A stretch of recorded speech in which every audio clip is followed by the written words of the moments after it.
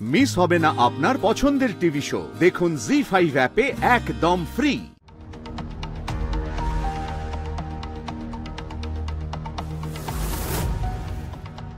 কে ওখানে? তুই? দেখি তুই এত রাতে এখানে?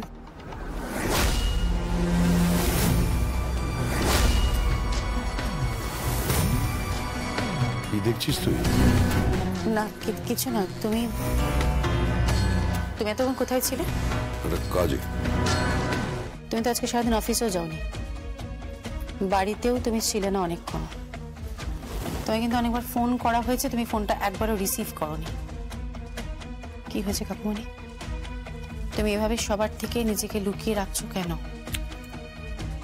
বললাম তো আমি এই ছিলাম, আমি বিজি ছিলাম, আমি একটা কাজে। যাই হোক, আমি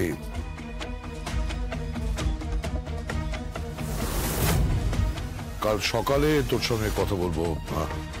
আমার এখন খুব টায়ার্ড লাগছে। তুমি একবার জিজ্ঞাসা করলে না তো যে দুর্গাকে খুঁজে পাওয়া গেছে কিনা? তোমার পরম আদরের পুত্র স্বয়ম্ভু মুখার্জির কন্যা সন্তান, এই বংশের মেয়ে, যার শরীরে উর্মিলা মুখার্জির রক্ত বইছে, তাকে খুঁজে পাওয়া যাচ্ছে না। অথচ রাজনাথ মুখার্জি একটা প্রশ্নও করছে না, ওই শিশুটি কোথায়। তুই কি আমাকে জেরা করছিস? তুই তখনও আমাকে জেরা করেছিস, তুই এখনো আমাকে জেরা করছিস। তুই কি ভাবছিস তুই যে আমি বাচ্চাটাকে চুরি করেছি? এই সমস্ত কিছুর পেছনে আমি কলকাঠি নাড়ছি?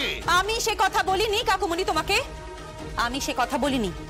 আমি শুধুমাত্র এটা ভাবছি যে তুমি এই বিষয়ে এত উদাসীন কি করে? বাচ্চাটা এখনো বাড়িতে নেই। ভালো হয়েছে বাড়িতে নেই, ভালো হয়েছে। ওই বাচ্চাটা বাড়িতে থাকলে বাচ্চাটাকে কেউ মেরে ফেলতো। ফুটফুটে একটা শিশু, আমরা কি হত্যা মেনে নিতে পারতাম? আমরা ইতিহাসে দেখিনি সম্পত্তির জন্য, রাজ সিংহাসনের জন্য ভাইকে মারছে, পিতা সন্তানকে খুন করছে, সন্তান পিতাকে হত্যা করছে। একটার পর একটা উদাহরণ আছে। কম রক্ত ঝরেছে? একবার ইতিহাসের পাতাগুলো ঘেটে দেখ, ইতিহাসটা পড়ে দেখ, দেখতে পাবি। আর এই মুখার্জি বাড়ির সিংহাসনের জন্য সবাই উন্মত্ত হয়ে উঠেছে। টাকাটাই সব। কতটা ব্যাংক ব্যালেন্স, কত সম্পত্তি, কত প্রপার্টি, কত হাজার কোটি টাকা আছে, সেটাই তারা দেখছে।